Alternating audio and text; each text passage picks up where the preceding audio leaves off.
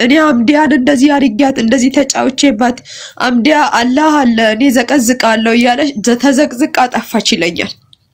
የአምዲያን ፎቶ ወስጄ ጠንቋይ ቤት እኮ ተዘቅዝቆ ሻማ እንዲበራበት አድርጊያለሁ። እብድ እየሆነች እንድትኖር አድርጊያለሁ። ገራባ እየለቀመች እንድትኖር ነው ማደርጋት። አንቺንም እንደዛ አደርግሻለሁ ወይ ታብጃለሽ ወይ ደግሞ ትሞቻለሽ ይለኛል ሲዝትብኝ ሲያስፈራራኝ እየመጣ ማለት ነው።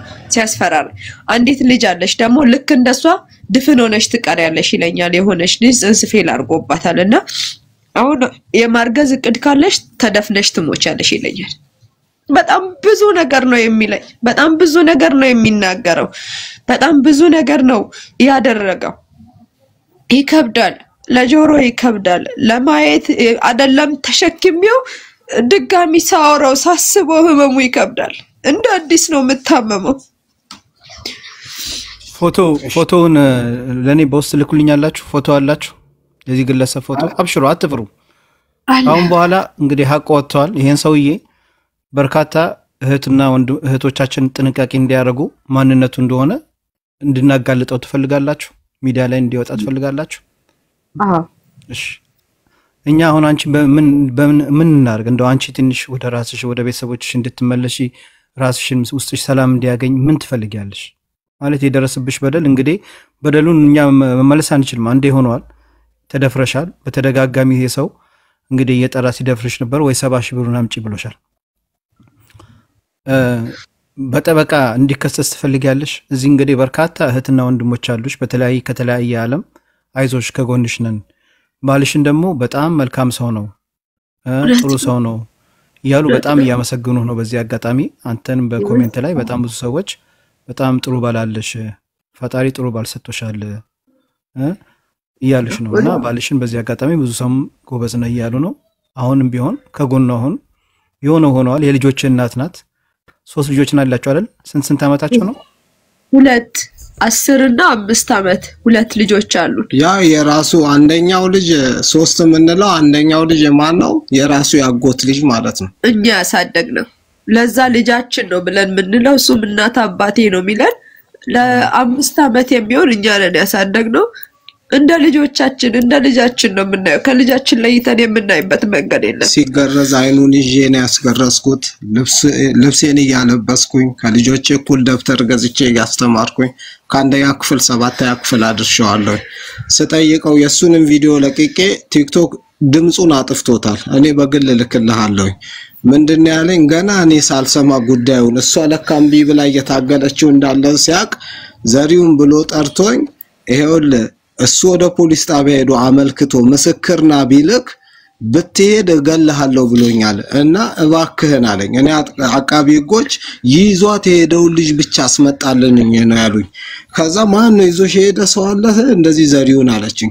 ዘሪውንን እጄ ስጠይቀው እንደዚህ ግን እገልሃለሁ ብሎኛል። እኔ አንተም ዘመዴ ነህ እሱም ዘመዴ ነው፣ ለማን መሰከራለሁ? እኔ ለኔም ለሱም እንድትመሰክር አልፈልግም። እባክህን አንተ ነገ ታዳጊ ነህ፣ ህሊና እንዳይወቅስ። እቺ ልጅ እናቴ ብለሃል፣ ማሚ ብለሃል፣ ከጇ በልተሃል። ከጇ በልተክ ሆም ብለ ወስደ ለጅብ ሰጣሃት አይደለ? ግን ይሄንን አብሮህ እንዳያድግ አይምሮን ነፃ የምታደርግ ከሆነ ይሄንን ነገር እውነት ተናገርናና ለኔ እንድታግዝ ዱሩሪ ሳንቲ እንድጨምርልኝ አልፈልግም። ግን የምታቀውን ነገር ብቻ ተናገር አልኩት። እሺ ከርኩኝ ይገሉኛል። ገና አንተን እንኳን ማውራቴን ሲያቁ ደብተሬ ሁሉ ተወርውሮ ልብሶቼን ሁሉ አያቴ ወርውራብኛለች አለኝ። እና ታዲያ ቆይ አንተ ትኖራለህ አሁን እነሱ ጋር ሆነ ህሊናህን ችሎ እኔ ፍቅርን ትተናን ይዤ ተሰድጄ አንተ ህሊና ኖሮ ትኖራለህ አልኩት። እግዚአብሔር በሚያቀው ሰፈር ውስጥ ሰው አያኖረኝም ዝም ካልኳችሁ። ከመሰከርኩ ደግሞ ቤተሰቤ ሰው አያረገኝም አለ። አንተ ምትለው ምንድነው አልኩት። ከዛ እንዲህ አድርግ መጥሪያ አስመጣልኝና በመጥሪያ መጥቼ መሰከራለሁ አለ። ሄዶ በመጥሪያ ሄዶ መሰከረ። ከዛ እኔ ሙቤ እኔ ሳልዋሽ የምናገረው ነገር ምንድነው አሊያም እንዳለችው እኔ አልችልም። እኔ ጓደኞቼ ተነክተው ምችል ሰው አይደለሁም። ብቻ የዚች ስቃይ ይመስለኛል እኔ እግዚአብሔርም ልቤን እንደዚህ ሴት አድርጎ አንጀቴን ቁርጥ አድርጎ ያስቀመጠኝ ለምን እንደሆነ አላቅ። በጣም የሚገርም ነገር የድሮቹ ሽማግሌዎች ራሱ ከዚህ በፊት አብረው በልተው ጠጥተው ምናም የሰውን አብረው በልተው ጠጥተው ስለነበረ እኔ እንድገለው ሆን ተብሎ ነው ወደ እኔ ቤት የተገፋው። ልጆቼን ኢንሳይ ሙቤ ሆን ተብሎ ተገፍቶ መጥቶ እኔ ቤት ተደርጎ እየረዱት እየመከሩት እኔ እንድገለው ነበር የታቀደው። እኔ ገድየው እነሱ አብረው የበሉትን ሁሉ ይቀራል። እሱም ድጋሚ 2-3 ጊዜ መጥቶ በባህላቸው አለ ይሄ አሁን የተከበረው የሲዳማ ህዝብ በዓል አለ አፊኒ የሚባል በዓል አለ። ፍትህ ማግኛ ነው። እኔ አባቴም ሲያስተምረኝ ሲነግረኝም ያደኩት በዛ ነው። አፊኒ የሚባል ስርዓት አለ። የተበደለ ሰው ፍትህ የሚያገኝበት፣ ማስረጃ የሌለው ሰው ፍትህ የሚያገኝበት ግን የሰፈር ወንበዴ በሴት ልጅ ነፍስ የሚጫወት በልጆች እናት ነፍስ የሚጫወት ወንበዴ ይሄን በዓል ምክንያት አድርጎ መሸሸጊያ አድርጎ አፊኒ ብሎኛል ቀድሞ ብሎ የ5 ሴት ልጆች አባት ነው። ከጎኑ ሆኖ እያንዳንዱን እቅድ ያወጣ ሲረዳውና ሲያግዘው የነበረ የ5 ሴት ልጆችን አባት የ5 ሴት ልጆች አባት ከዛ በሱ ጭንቅላት እየተመራ እኔ መጥቼ በገለው ነበር እነሱ ረፍት የሚያደርጉት። በጣም የሚገርም ነገር ሁሉ ተደብቆ እንዲቀር የሷም ህይወት ተመሰቃቅሎ የልጆቼም ህይወት ተመሰቃቅሎ ይቀራል። እኔ ማረም ያገባለሁ የነሱ እሱም እዛ አፈር ለብሶ ይቀራል። እነሱም ነገሮቹ ሁሉ ተደፋፍነውለት ይቀራሉ። 5 ሽምግልና እንዳልኩ እየተከታተሉ ደፍነውለታል፣ እየተከታተሉ ቀብረውለታል። በጣም የሚገርም ነገር ምን አይነት ነገር ነው 3 ሽምግልና ስጠራ በትግስት ውጪ ሳውንድ ሪከርድ ያረኩኝ ልጁን ፎቶ ያነሳውኝ ለህግ ለማቅረብ ነው እኔ ጥረቴ። የዛኔ ራሱ ምንድነው የሚሉት ነገር እኔ ይገርመኛል ለመደባበቅ የሚያደርጉት ነገር። ከዛ የሚጠሩኝ ስንት ሰዓት ነው 12 ሰዓት ሌሊት በገጠር ውስጥ እረኔ ሰው ፈልጋለሁኝ የድር ሽማግሌዎች አባወራዎችን ጨምሩልኝ የሃይማኖት አባቶችን ጨምሩልኝ እግዚአብሔር በሚያውቀው አሊያ ያናገረቻቸው ዛሬ ምስኪን ኡስታዝ አሉ ጎረቤቴ ናቸው እሳቸውን ሁሉ ተገኙልኝ ብዬ ጠይቄያለሁ እግዚአብሔርን ነው ማለት። ከዛ እኔስ እነሱ ካልጋበዙኝ አልገኝም ብለውኛል። እነሱ ካልጋበዙኝ እንዴት ብዬ እገኛለሁ? እድሩ ይጥራኝ እኔ እርሶኔን ወክለው ይገኙልኝ ስል አልችልም ነው ያለው። አልችልም እነሱ ካልጠሩኝ መገኘት አልችልም። እኔ እኮ አካባቢውን ላጽዳ ብዬ ነው። እኔ 70,000 ብር ተጠየቅኩኝ ሙቤ። እኔ ብር ላለመስጠት ውጪ ወጣው ድንጋይ ተሸክሜ እንዳለችው ከጣሪያ ተሸጋግሬ ወደ 12,000 ብር አውጥቼ ፖል ተክዬ እኮ ሰፈሩ መብራት ለማብራት ጥሬ ነበር ሰው ነኝ። ፖል ተክዬ ቆጣሪውን ሳልቀጥልበት ነው ለቂቄ ወጣሁት። እግዚአብሔር ይፍረድ። ግን እኔ ያሳከምኩት የምስኪኗን ህፃናት ብዛታቸው እዛ ሰፈር ውስጥ ገንዘብ ሲሰባሰብ 5 እና 10 ብር ሰው ያለውን ያዋጣል። እኔ ያለኝን ሰጥቼ አሳክም ነበር። እኔ ገለልተኛ ሰው ዝም ብሎ መጥቶ ያጣራዛ አካባቢ በሙስሊም በክርስቲያኑ ሆድ ውስጥ የኔና የዚሽ ምስኪል ልባቸውስ ምን አይነት ልብ እንዳለን መጥቶ ሰው ያጣራ። ይሄ ልጅ ደግሞ ያስለቀሰውን ሰው እኔ ቅዳሜ ያልኩ ቀጥረይ ነበር። ሰውየውን አግኝቼ ቀጥታ ላይብ እንድታገኘው ከ6 ሰዓት በኋላ ነው የገባው አንተ። እኔ ወደ 4 ሰዓት ተኩል አካባቢ አግኝቼው ነበር ሰውየውን። እኔ አንዲት ምስኪን አለች መስጊድ ፊት ለፊት ያለች ቱላ ነው የሚባለው ቀበሌው መድኃኒዓለም ነው ማለት የቱላ አድባር ትለኛለች። የቱላ አድባር ትለኛለች። አይዞ አንተ እንደለመዱት ሚስትህን ሊነጥቁ ህይወትህን ሊነጥቁ እድልህን ሊወስዱ ነበር። አንተ አይዞክ አላህ አለ ትላለች። መታችሁ አንድ ሰው ገለልተኛ ሰው አድርጋችሁ አጣሩ። ግን ምንድነው ብዙ ከኔ በላይ እነሱ ብዙ ስለኖሩ እዛ አካባቢ ህብረታቸውን ጭካኔያቸውን ሴራቸውን ድግምታቸውን ስለሚያውቁ ሁሉም ይፈሯቸዋል። የት ነው ቦታው ያሉ ሰው እየጠየቁ ነው በኮሜንት። እዚህ ከዲላ ጎረቤት ነው ኦዶላ ይባላል። ኦዶላ ቱላ ቀበሌ ይባላል ቦታው። አንዲት ቀበሌ መንደር እኮ ናት ያለችው። እኔ ምን እንዳከበደብኝ ታውቃለህ ሙባ? የድሩ ሊቀመንበር የሰፈሩም ሊቀመንበር ነው። እድሩ ውስጥ አፍኜ ቀበሌ ውስጥ ፍትህ አላገኝም። ዋና ጠንሳሹ ያ ነው። አንድ የድሩ ጻፊ አለ ስም አልጠራም። እኔ በሽማግሌ ፊት እኔ የምፈልገው ምን መሰለ እኔ እንዲሰቀል እንዲገደል አሁንም አልፈልግም።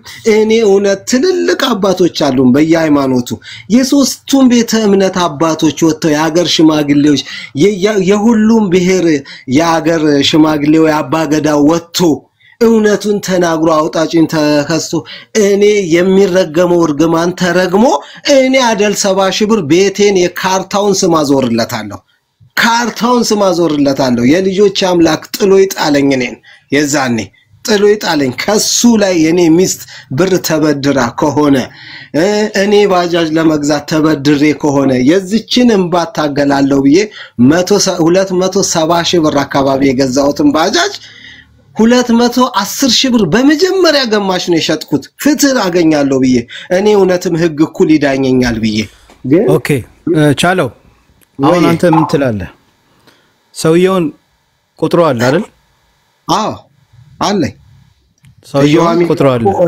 ኦንላይን ላይ እዮሃ ሚዲያ ላይ ቁጥሩን ሰጥቼ ነው ደውሎ ስንት አይነት ቃል እንደተናገረ ይናገራል ሚዲያውን የመጀመሪያውን ክፍል ታያችሁ ምን ይላል ዘመን ምን ትላለህ ዘመን ደፍረኸኛል ስትለው አሁን ምን ማድረግ እንዳለብን ወይንም እዚህ ማምጣተን መጠየቅ ካለብን እንጠይቀዋለን በውስጥ እንነጋገርና ዛሬ ማታ እንገናኛለን የሚሻለው ምን መሰለህ ሙቢ በመጀመሪያ ደረጃ ያው እህታችን አላህ እንግዲህ የተሰበረ ልብሽን አላህ ይጠግነው ሌላ ምን ምለው ነገር የለም ፍትህን እንግዲህ ምንም ይሄ ሰውዬ ምንም አይነት ፍትህ እርምጃ ቢወሰድበትም ቢልበትም ያንቺን የተሰበረ ልብ ያነቡ አይኖችን አይከሳቸውም አይላቸውምና ጠጋኙም ካሹም አላህ ነውና እሱ እንግዲህ አላህ ይካስሽ ሌላ አንተን ምንለው ነገር የለም ይሄ ማለት በዚሁ ይታለፋል ማለት አይደለም ያው ወንድሜንም እዚህም እህትና ወንድሞች የሚከታተሉ እህትና ወንድሞች አንተን እርጋታህን መረጋጋትህን ሶብርህን ያ ሰብር ነው ምንለውና